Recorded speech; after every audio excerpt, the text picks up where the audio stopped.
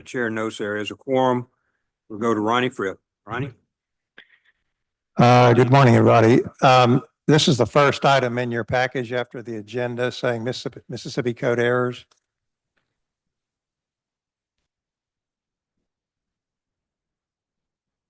What is on this list are errors that have been identified identified by staff members, proofreaders, attorneys, and by our Lexis editor. And for those of you who've been here before, I want to just reiterate that these are manifest errors that are basically minor non-substantive errors, but they should be corrected. The authority for the committee to make these changes is in section 1-1-109 that says the committee can correct manifest errors. And the standard we've used really from the beginning of the creation of the committee in 1996 is that it has to be pretty clear by looking at it that it's an error. And secondly, it also has to be pretty clear what it needs to be changed to. If somebody has to explain it and say, this is what we intended, we didn't intend for this to be in there, it should have been written this way, should have been written that way, but it's not clear on its face if that's what should be done, then I don't put it on the list. So basically, if there's any doubt, I'll leave it off the list. But what, Mr. Chairman, what we usually do is, rather than me go over these one by one, since they're pretty lengthy lists and also they're pretty minor, is I prepare on this list showing you what the change is, and try to, if it's not clear what I'm doing, I try to put it like excerpt part of the sentence and show where it is so you can see it in context. But generally I'll just give you a few examples. Like on the first page, 9-2713, there was a subsection 1, but not a subsection 2. So you don't need a 1. You look on at the bottom of page 1, and this is one we have a lot of, is to change the word insure, I-N-S-U-R-E, to E-N-S-U-R-E. That both words are probably still correct, but our editor, Lexis editor, identifies a lot of these in the replacement volume, so that most of those have been on the books for a long time, but we've been changing them over the years, so we just continue to do that. There are, at the top of page 2, there's an incorrect reference to paragraph B, and it should be to subsection 2. So those are a couple of examples. It looks like most of them this year are changing insure to I-N-S-U-R-E to E-N-S-U-R-E. That to help the drink out, or? To do what? No. I think so. I think you can skip all the insurers. We can skip all those. There's a couple I wanted to show you too. We've done this a couple of years ago. On page 9, you see a group of sections together. And what we're doing there is a new article is created in that existing chapter. And so the existing chapter becomes an Article 1. And then internally in that chapter, there are references to, quote, this chapter. Well, now it's not meant to apply to the whole chapter, so we are changing this chapter to this article. So just making the terminology correct with the new designation of the existing chapter as an article. Same thing on page 11. There's a bunch of them like that. And then on page 12, the very last one there's a lot of changes. There were just some improper designations, a lot in that one bill, but that takes care of all of those. If you turn to page 13, I do want to not hold up, but do this separately. We have one from the special session that we need to merge, and I'll go ahead and explain it now, but I would like for you to vote on it separately for one particular reason. there was a bill during the special session, House Bill 49, that dealt with the judicial redistricting. And that code section that was amended during the special session had been amended by two bills during the regular session. And one of them was to change the references to the districts to conform, dealing with the investigators that could be in each district to conform to the change in the districts themselves. And the other bill was to increase the annual salary of the investigators. So there were two bills during the regular session. And then during the special session, the bill that was used was the one that dealt with the judicial districts. But our database had not been updated at that time since it was so soon after the regular session. And so the bill that had the salary increase was not in House Bill 49. So the effect of that is that the salary increase is not able to, would not be able to be implemented without a change here. And question would be, why can't we just integrate those? Why can't we merge the two? Well, because they're two different sessions were involved. If it had been done during the same session, we could merge those. The committee could merge those and there wouldn't be a problem. But whenever you have two different sessions, the authority to merge and integrate that Ethan's going to do, you can't do that between two different sessions, even though in our minds it was just a continuation of the regular. It was technically another session. So put that on the code error list. And the reason I wanted to ask for a separate vote on that is because the effective date of the pay raise was July 1. And if we merge now, they're probably already doing it. And we want to make sure that there's no legal impediment to what they've been doing. So when we make a motion on that one, I would request that you make the effective date of that code error correction retroactive to July 1. So, Mr. Chairman, typically you allow the members to look over for a moment or two or ask any questions. We do, and also I reviewed that, and it is complicated. We had two House bills during the regular session, then we had 49 that didn't pick up the changes that were approved by the legislature earlier, if I'm understanding your explanation of it. Yes, sir. And then so in 49, we had 63,000. It should have been 75,000. Yes, sir. And in fact, the people are being paid that at this time. Yes, sir. I believe so. Okay. So I'm with you. I'm gonna give everybody just a minute. Senator England and Senator Kirby and all of the House members, welcome. House members, just y'all welcome. I'll give you just a second to look at that. Particularly, the insurer is pretty obvious, but the last one is a little bit more complicated.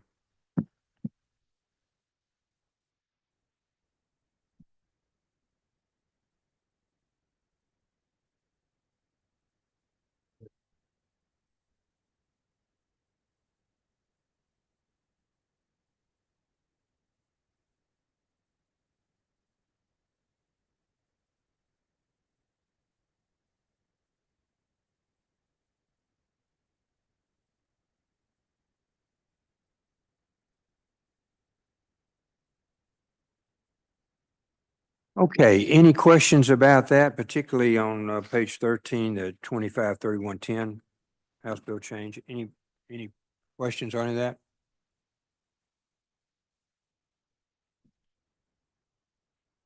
All right, Ronnie, where are we here? You want to go to that? You've covered. We've got a motion, I believe, from Senator Thomas for the second item. And the first item, we need a motion for that as well. Well, you want to do two motions. First motion would be to adopt all the changes from 1 to 12, pages 1 through 12, exclusive of 253110. Yes. So we'll entertain a motion to make all the changes in the first 12 pages. Do I hear such a motion? So moved. Representative Martin, do I have a second? Second. All in favor signify by saying aye. Opposed, no. The ayes have it. We now turn to section 253110, which Ronnie has explained and we've discussed. We'll ask for a motion to adopt the change from $63,000 to $75,000 effective July the 1st, 2025. Do I hear such a motion? So move. Second? Do I hear second? Second, all in favor signify by saying aye. Opposed, no. The ayes have it. Those are adopted. We go to the multiple amendments to the same code section. Yeah. All right, thank you, Mr. President. We're moving now to the packet, the bound packet with the black tape on it. And if you open it up, pages 1 through 2 in this packet are the authority of the code committee, and I'm going to touch on that. Pages 3 and 4 are the sections that were amended by multiple bills. And then pages 5 through the end of the packet on page 59 are the language that will appear in the database once the vote is made today. So the authority for the Joint Committee to integrate amendments to single code sections comes from multiple places. And what we're doing here is we're only effectuating the intent of the legislature. We're not legislating, we're not doing anything that's outside of the intent of what was done on sine die. So the first thing we look for in a bill when we're going through these bills is there controlling language that makes it clearly evident that the legislature knew the code section was being amended a second time. And if there is, then we end our analysis there. You'll see on page 3, controlling language, there are 10 of those instances in those bills. And that's the language that you'll see towards the end of session that says this section as amended by House Bill 1644, regular session 2025. And that means the legislature knows that's out there and they intend to overwrite that other bill. So the analysis ends there. But if we don't have controlling language, then we look to see if the amendments themselves are standalone. That means first, the language doesn't overlap to where we don't have to make a judgment call, and then that the language itself is not conflicting. And the 1996 Code Committee meetings and in the 2000 Code Committee meetings, they adopted some policies that if those are existing, that the language doesn't overlap and they're not conflicting, that just as a matter of course, the committee was going to merge that language to effectuate the intent of the legislature. And then if we don't have either of those, so if the language does overlap and conflict, then we just go to the normal section, which is there on page 2, section 1379, and that's just the last in time analysis that we're all familiar with. You look at the effective date of the bill. If those are the same, you look at the date of signature by the governor. If that's the same, then you go to the actual time that the governor signed. We have 2 of those. I can start with those 2 that we're not going to merge today. Well, let's take up the second one on page 4. It's in the middle of the column there. It's code section 731133. And the Senate bill there controls its last in time. And it was just a repealer on the Board of Funeral Services. So the Senate bill was 2029. The House bill was 2028. So the repealer will be extended for 4 years there. And we're not going to merge that today. And then the other one we're not going to merge is more technical. The bills are very similar. It's on that first page, page 3. It's section 2315-299, and it dealt with the elections. And the way that it was written, it just one portion of it was gone. There was one portion that that conflicted, but it was clear that there was no meaning lost or anything like that. So those are the 2 that we won't be merging. So moving on to the ones that we will be merging, there are 7 of those, and the language starts for you all on page 5. And the first one that you'll see is on page 13, and that yellow language is what would be lost out of the it would be lost out of the House bill if we didn't actually it's the Senate bill that would be lost in this instance if we didn't vote to merge. So this code section is 2553.5. It's the powers and duties of ITS. And basically, the purpose of this bill under section 1 was based on the findings of a study. ITS shall develop and oversee the phased implementation of a cloud-based statewide data exchange platform. And this was some conforming language in ITS's powers that would be lost without voting today. Mr. President, in the past, we've just kind of let people look over these. There are only 7 of them. I may just call out the page numbers and let you all turn to them. The next one is on page 18 to 19, and that's within section 273550. It deals with the determination of true value for the purpose of ad valorem tax assessment. And that's language that would be lost out of that bill. This is the one on poultry houses that everybody works so hard on. Right. On the actual valuation of poultry houses in Mississippi, and that was the intent. So are you saying it was left out, or It's not left out, it's just amended by multiple code sections, so we're voting today to Merge the two. integrate it. Yes, That's- sir. That's good. Yes, sir. And that's the Senate bill would have controlled and the House language would have been lost there. The next one is on page 26. And it deals with the Bureau of Buildings, Powers and Duties section. And it raises the authority of DFA to transfer $3 million of available bond funds to community colleges. The old language was 1 million. And that's the yellow language there that's going to be voted to integrate. And who had it in which bill? And on this one is section 3111.3, and let me turn back to the table. This one, the House bill was controlling, and that's Senate language that would have been lost. Senate Bill 2518. Okay.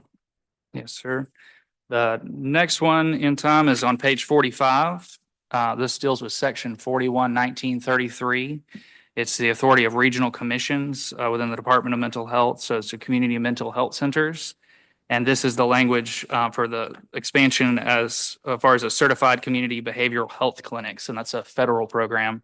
You can see that language on page 45 and 46.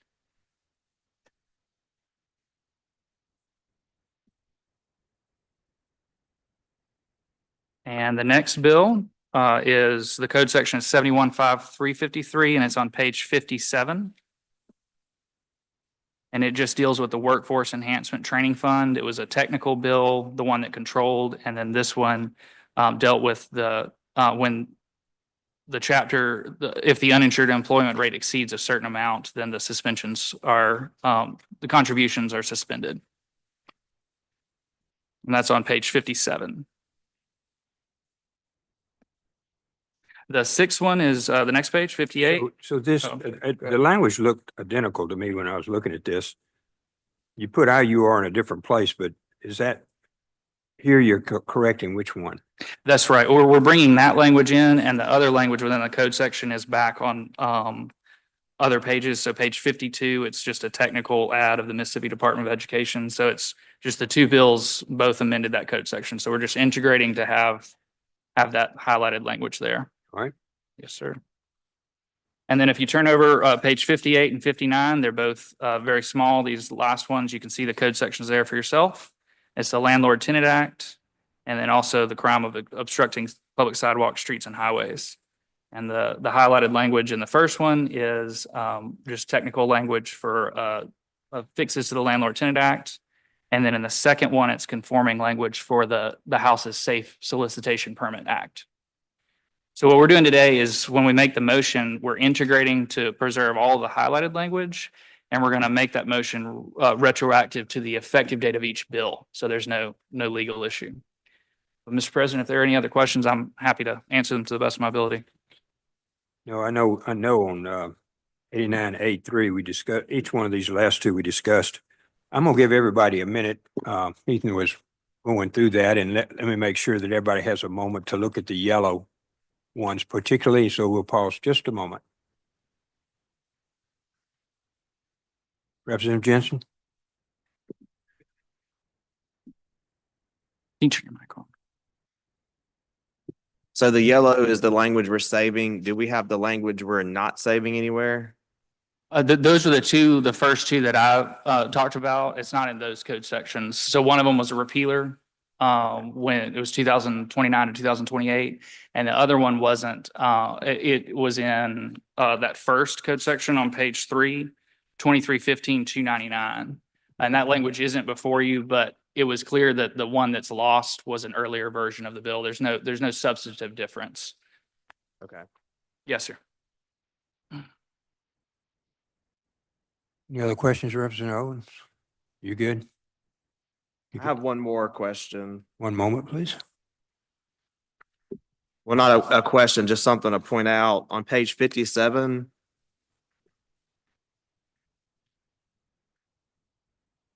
since we're correcting stuff, correct me if I'm wrong, but should IUR not be after the word rate in that code section? In subsection C, since it's supposed to stand for insured unemployment rate, that should be after the word rate. I'm I not think you're correct. mistaken. One moment, they're huddling. I think that's a good catch. It's one I didn't see when I wasn't looking at from that perspective. Yeah, once we have a motion to integrate, we can just have an additional code error. I think that's a great catch. Thank you. If you could read the remainder of the Mississippi Code, Representative Owen, you're doing a really good job. Yes, I'll go through and check it for you. We appreciate your hard work. All right, we're going to pause just a second. It was a good catch. Thank you. Anyone else?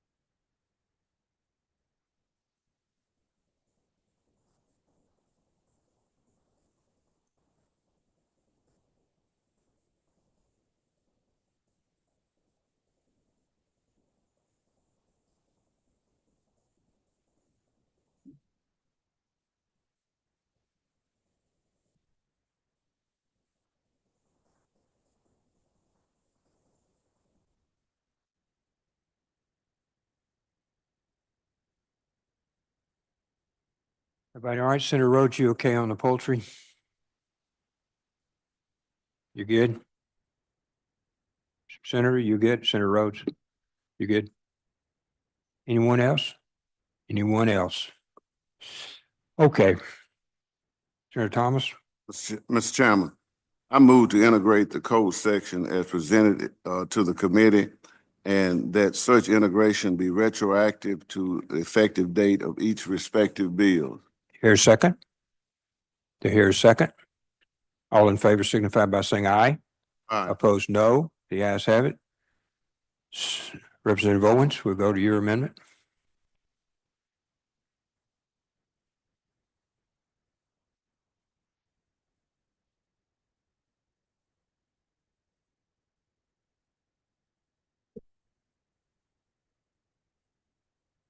Have a motion. Do I hear a second? All in favor signify by saying aye. Opposed? The ayes have it. It's unanimous. Thank you, Representative Owens. Thank you, Senator Thomas.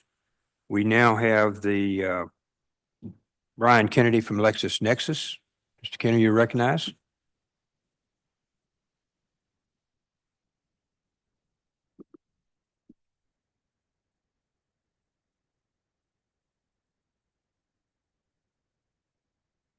Good morning.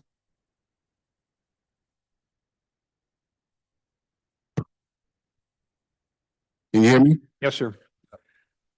Hello, my name is Brian Kennedy. I'm with LexisNexis.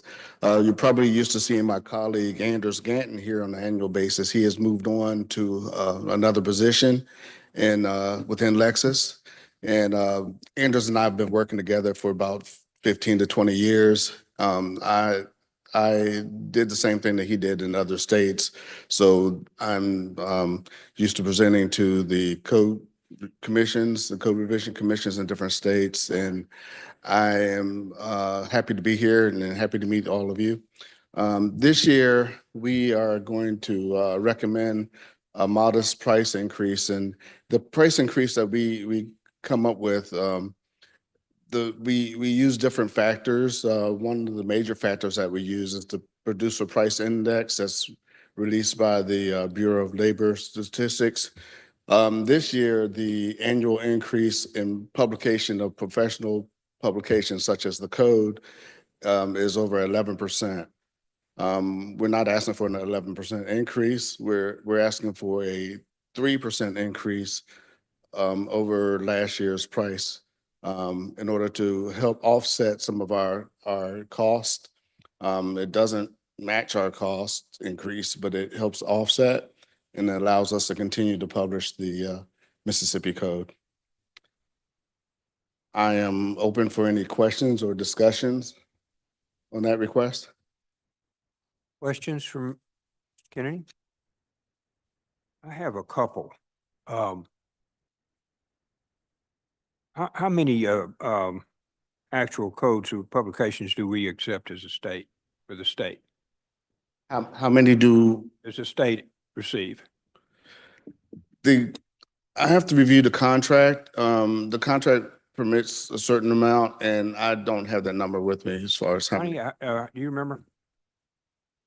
It started out around 1,600. We're about 1,450 now. 1,450. Yes, sir. And then in your correspondence, you indicated that we were going to delete the sheets, correct? That's right. The advance sheets are no longer, I think there's a motion or agenda item Next item. to adjust the contract so that those won't be produced anymore. And that's another reason for a price increase is because we'll be losing revenue from the production of those as well. So when I got your sheet, it said that there was a $5 difference. It was $5 less. Is that correct?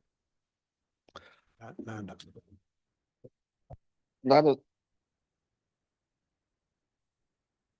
have to look that up. A lot of that communication came from my predecessor, so I don't know the exact number of how much those were costing.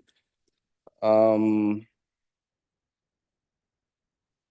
the reason I'm asking it, there was a $5 decrease in our bill for payment, and that came to about $7,000 less, if I'm reading it correctly.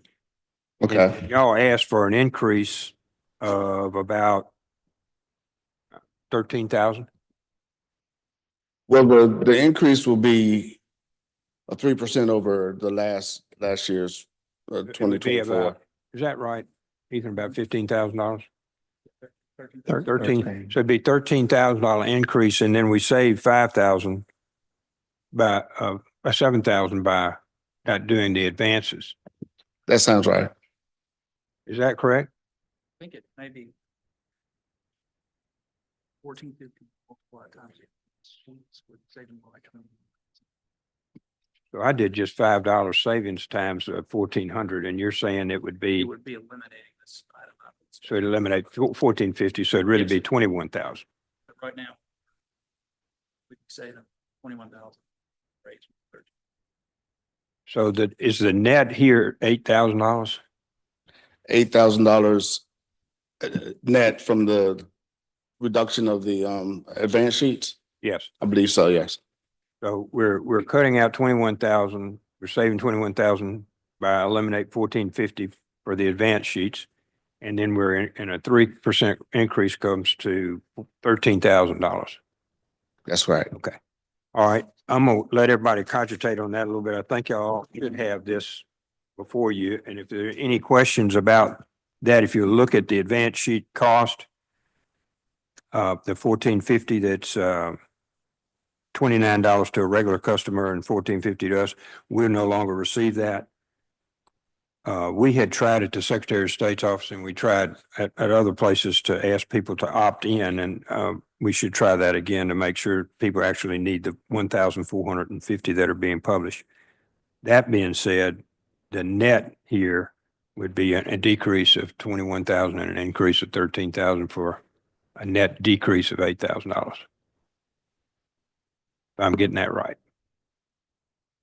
I believe so. I have not worked out those numbers, so I'm not prepared to, I'm gonna have to go back and find out what the net increase is. Speaker adds and subtracts like I do, so he says we're both right. So, I take your word for it. questions from the committee?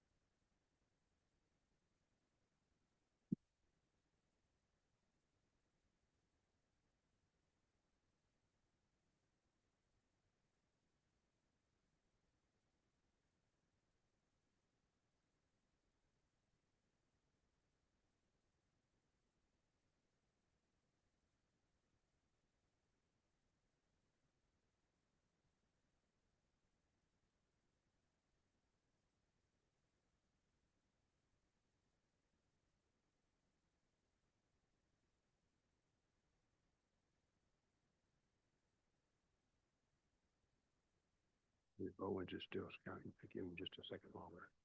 So, we're here, which will go, that's for approval of prices and then the contract amendment to delete these two. Okay, yes. That's the way I had it too.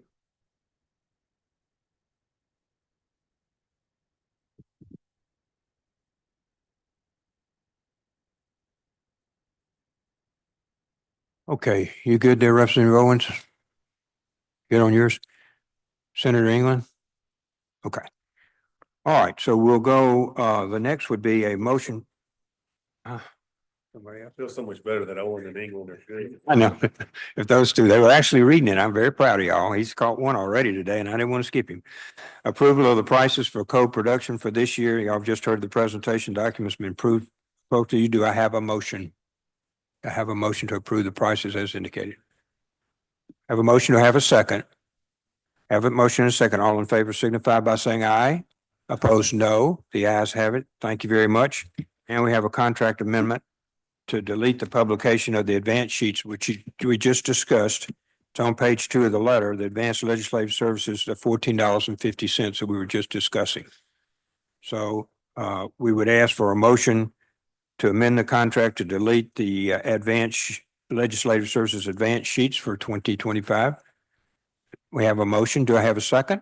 I have a second. All in favor signify by saying aye. Opposed, no. The ayes have it. Thank you, Senator Kirby. Thank you, Representative Shanks. All right. Any additional business come for the committee? Ronnie, good?